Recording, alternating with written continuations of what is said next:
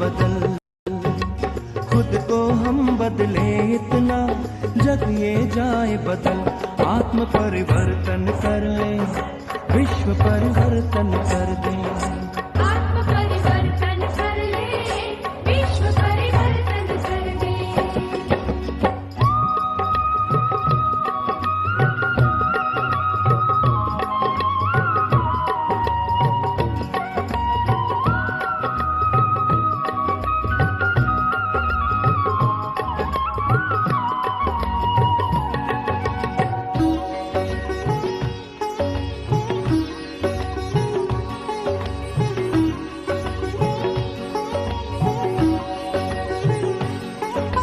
भला करो और जाओ भूल, भला करो और जाओ भूल।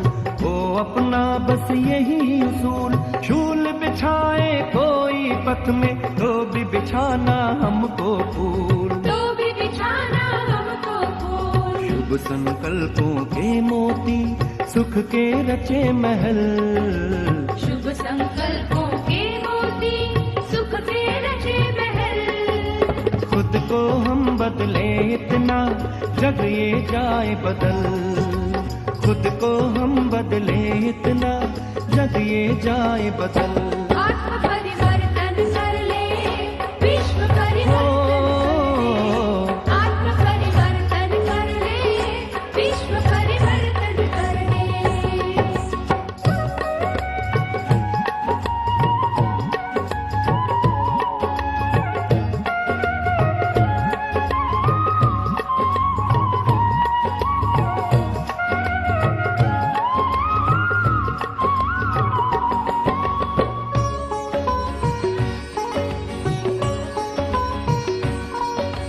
हम सुधरे, जग सुधरेगा। ओहो, जग सुधरेगा। हम बदले, जग बदलेगा। जग बदलेगा। हम सुधरे, जग सुधरेगा। हम बदले, जग बदलेगा। परिवर्तन के पुण्य पर्व में स्वर्णिम सूरज निकलेगा। स्वर्णिम सूरज निकलेगा। सुंदर सुखद सलोना है राजयोग का फल। सुंदर सुखद सलोना है राजयोग का फल। खुद को हम बदले इतना, जग ये जाए बदल। खुद को हम बदले इतना, जग ये जाए बदल।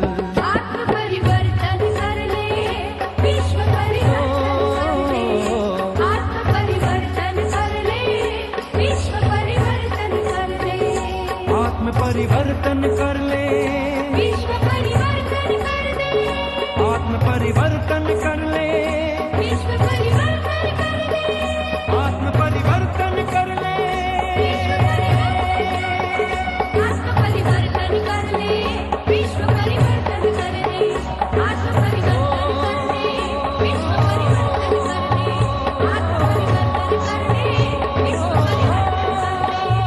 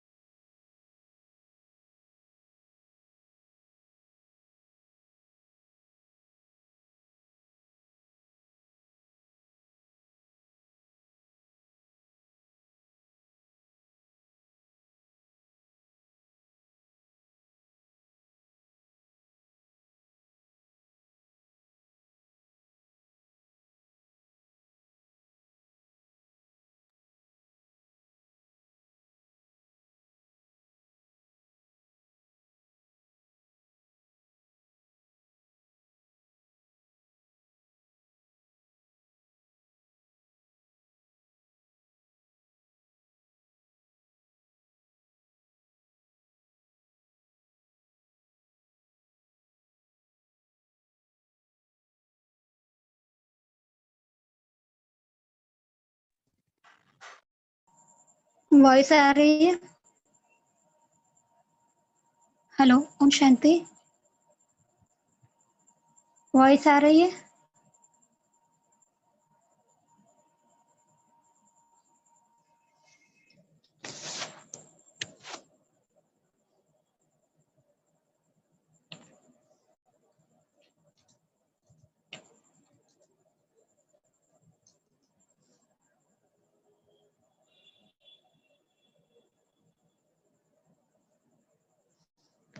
ओम शांति, वॉइस आ रहा है कि नहीं आ रहा है?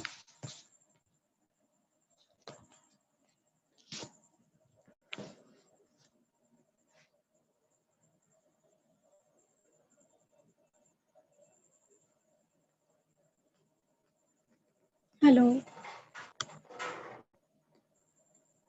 वॉइस आ रहा है?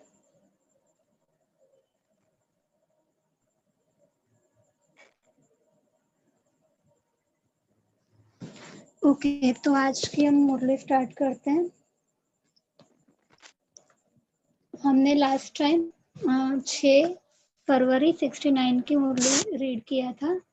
उसका टाइटल था महिमा छोड़ो और महिमा सुनना छोड़ो और महान बनो। तो ये हमने ऑलरेडी रीड किया था, अभी हम आगे रीड करते हैं।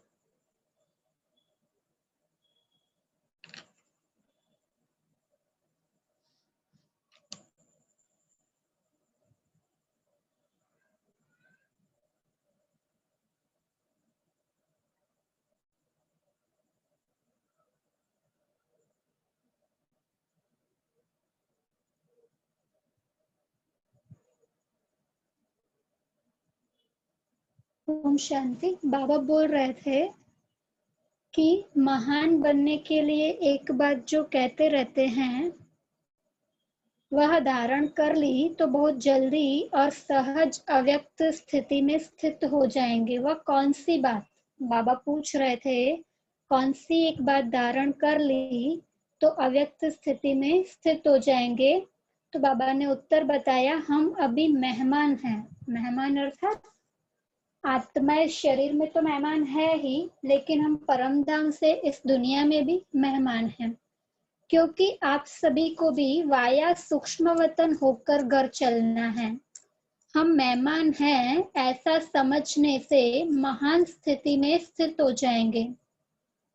मेहमान के बजाय जरा भी एक शब्द में अंतर कर लिया तो गिरावट भी आ जाएगी।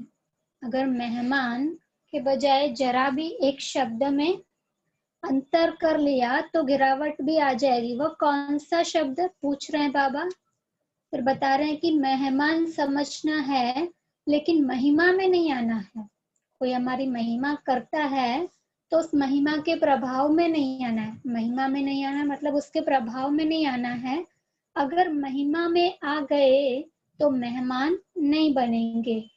मेहमान समझेंगे तो महान बनेंगे। है जरा सा अंतर मेहमान और महिमा, लेकिन जरा सा अंतर भी अवस्था को बहुत नीचे ऊपर कर देता है। जरा सा अंतर भी अवस्था को बहुत नीचे ऊपर कर देता है। तो बाबा पूछ रहे हैं, तुम सभी को ज्ञान कौन सा देते हो? तो बाबा बता रहे त्रिमूर्ति का। जैसे त्रिमूर्ति का ज्ञान औरों को देते हो, वैसे अपने पास भी 3 बातों का ज्ञान रखना है। 3 बातें छोड़ो और 3 बातें धारण करो। अब ये 3 बातें छोड़ोगे तब ही स्वरूप में स्थित होंगे, सर्विस में सफलता भी होगी। तो बाबा पूछ रहे हैं, बताओ कौन सी 3 बातें छोड़नी है? फिर बाबा बता रहे, जो सर्विस में विघ्न डालती है वह छोड़नी है। एक तो कभी भी कोई बहाना नहीं देना। एक तो कभी भी कोई बहाना नहीं देना। दूसरा, कभी भी किससे सर्विस के लिए कहलाना नहीं। कहलाना नहीं मतलब किसी को बार बार नहीं बोलना पड़े हमें कि आप ये कर दो। तो बाबू दूसरा, कभी भी किससे सर्विस के लिए कहलाना नहीं। तीसरा, सर्विस करते कभी मुरझाना नहीं। एक तो बहाना नहीं देना, दूसरा कहलाना नहीं, और तीसरा बाबा ने कहा मुरझाना नहीं सर्विस करते कभी। बहाना, कहलाना और मुरझाना, ये 3 बातें छोड़नी है। फिर बाबा पूछ रहा है और फिर कौन सी 3 बातें धारण करनी है? तो बाबा बता रहे वो 3 बातें, त्याग, तपस्या और सेवा। यह 3 बातें धारणा में चाहिए। तपस्या अर्थात त्याग की यात्रा और सर्विस के बिना भी जीवन नहीं बन सकती। तपस्या अर्थात याद की यात्रा और सर्विस के बिना भी जीवन नहीं बन सकती।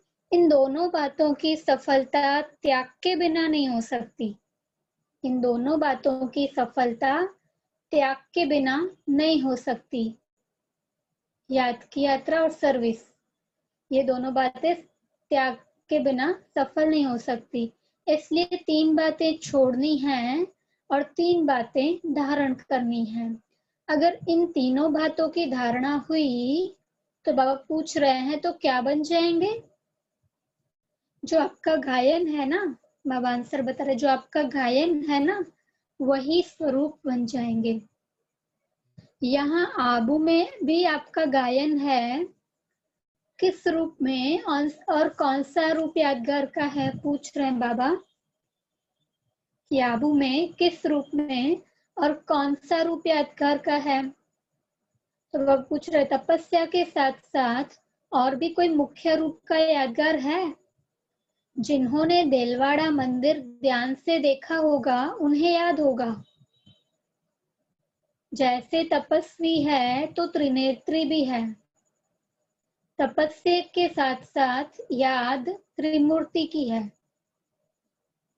तो बाबा बोले तो जैसा यादगार है त्रिनेत्री का, ऐसा बनना है त्रिमूर्ति। तीसरा नेत्र कौन सा है? बाबा पूछ रहे त्रिनेत्री मतलब तीसरा नेत्र, तो वह कौन सा है? तो बाबा उत्तर बता रहे ज्ञान का। ज्ञान का तीसरा नेत्र ही यादगार के रूप में दिखाया है, तपस्वी और त्रिनेत्री। फिर बाबा ने ऊपर त्रिमूर्ति भी कहा, मतलब ब्रह्मा विष्णु शंकर। तो ब्रह्मा और विष्णु का तो पार्ट है, शंकर माना। तो बाबा बताते हम आत्मा ही तीनों बनती है। पहले हम ब्रह्मा बन करके अभी हमारे नए संस्कारों की स्थापना कर रहे हैं, दैवी संस्कारों की। फिर विष्णु बन करके उन संस्कारों की पालना भी करते हैं, और शंकर बन करके विकारों का नाश करते। तो बाबा बोले तपस्वी और त्रिनेत्री, तीसरा नेत्र कायम होगा तब ही तपस्वी बन सकेंगे। अगर ज्ञान का नेत्र गायब हो जाता है तो तपस्या भी नहीं रह सकती।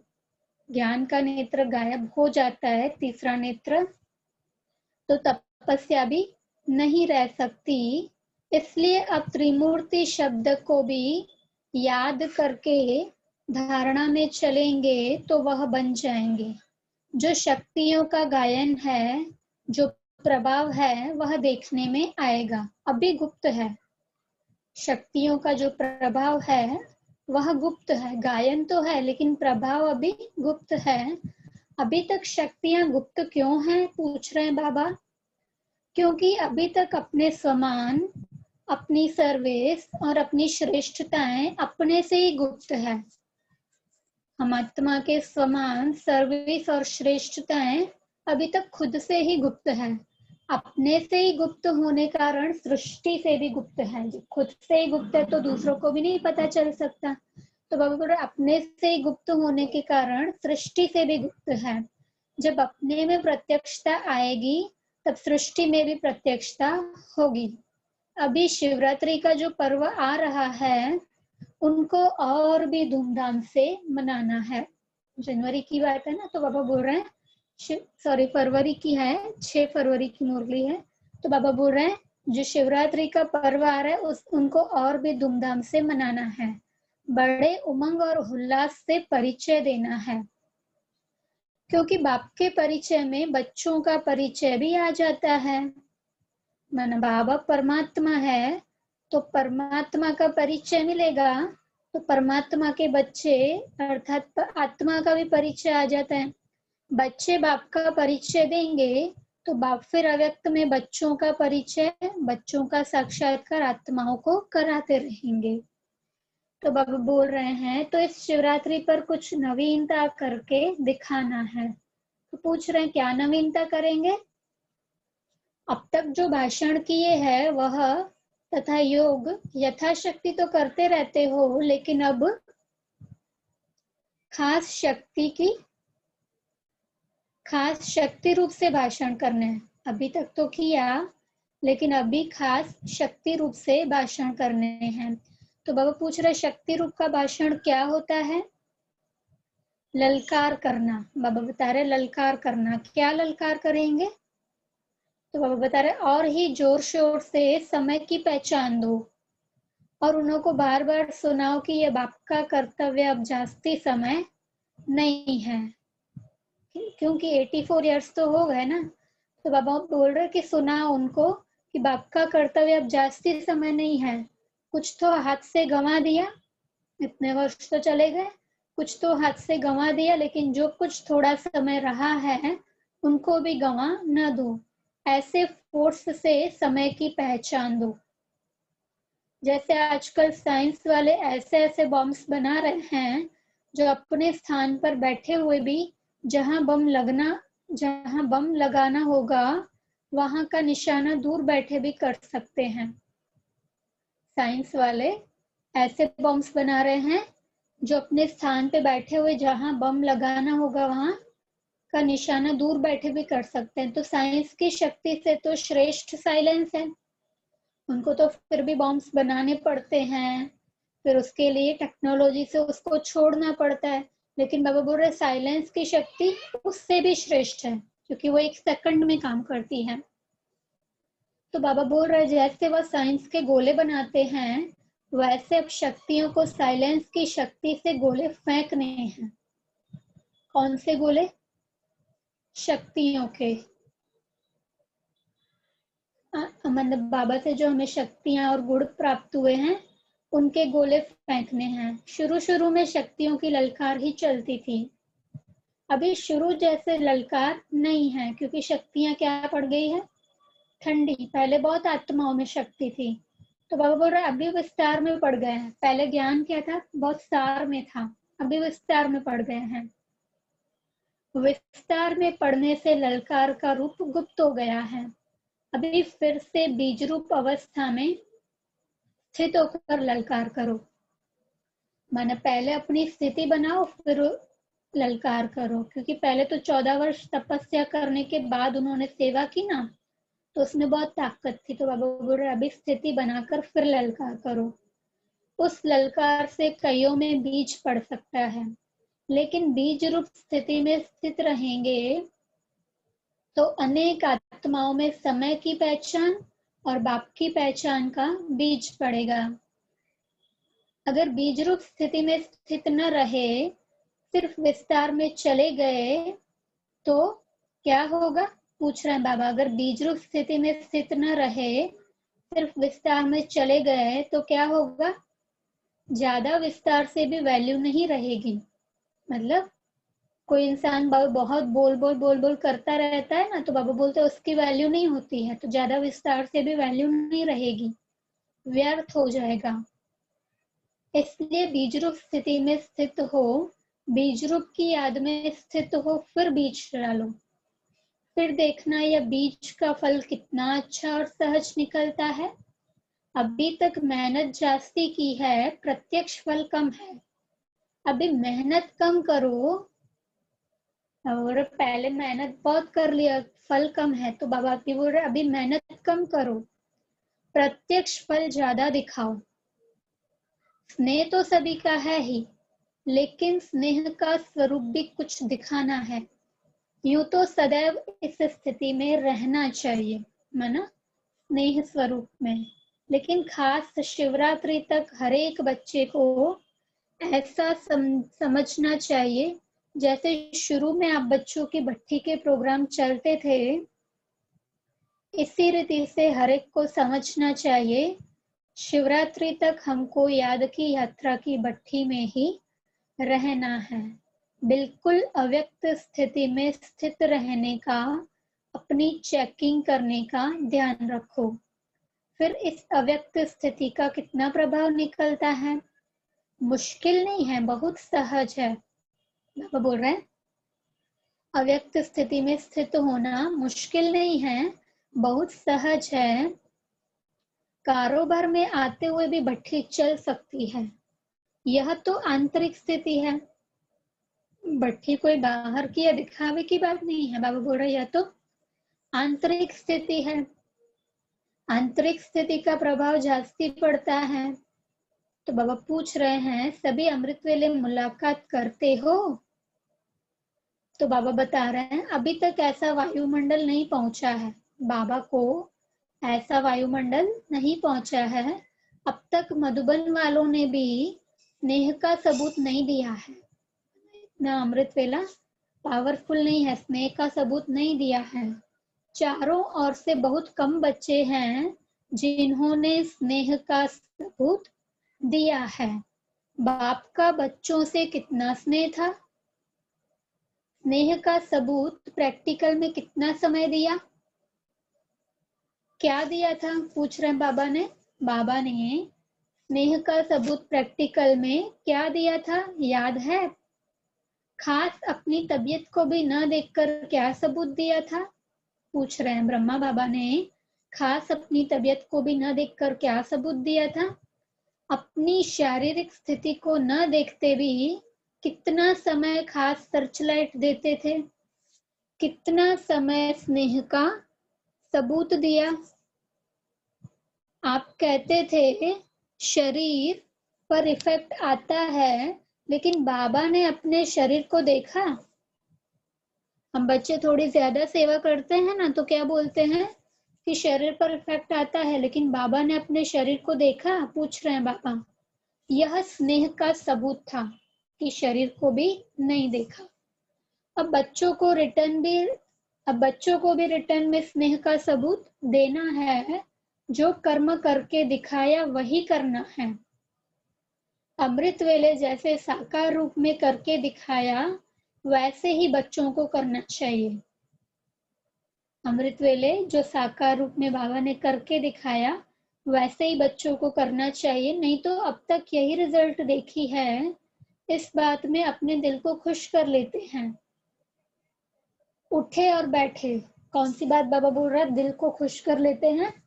उठे और बैठे, लेकिन वह रुहाब मतलब नशा, लेकिन वह रुहाब शक्ति स्वरूप की स्मृति नहीं रहती।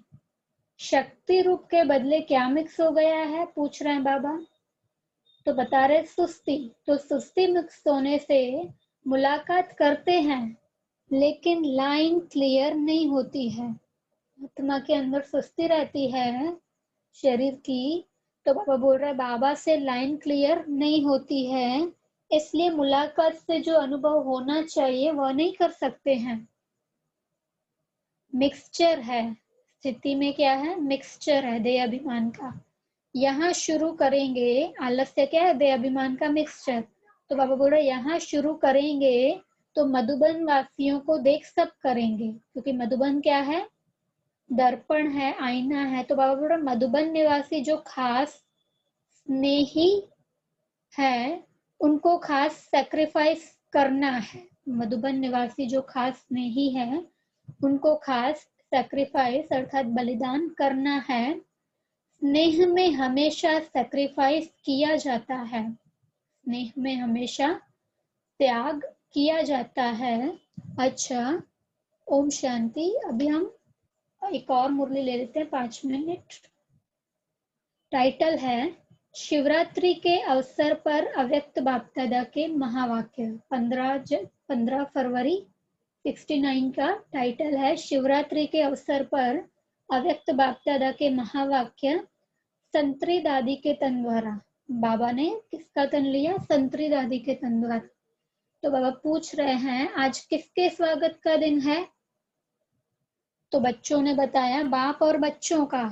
तो बाबा बोल रहे हैं परंतु कई बच्चे अपने को भी भूले हुए हैं, तो बाप को भी बुला दिया है। अपने को भी माना खुद के आत्मा को भी भूले हुए हैं, तो बाप को भी बुला दिया है। तो पूछ रहे हैं बाबा, आज की दिन वह स्वागत है जैसे पहले होती थी। कितनी तारे आती थी, तो भूला ना। तारे नहीं आई होगी बाबा के पास, तो बाबा बोल रहे तो भूला ना। बाप जब है ही तो फिर बुलाना कहाँ तक। यह है निश्चय, यह है पढ़ाई। जब पढ़ाई कायम है तो वह कार्य भी जैसा का वैसा चलता रहेगा।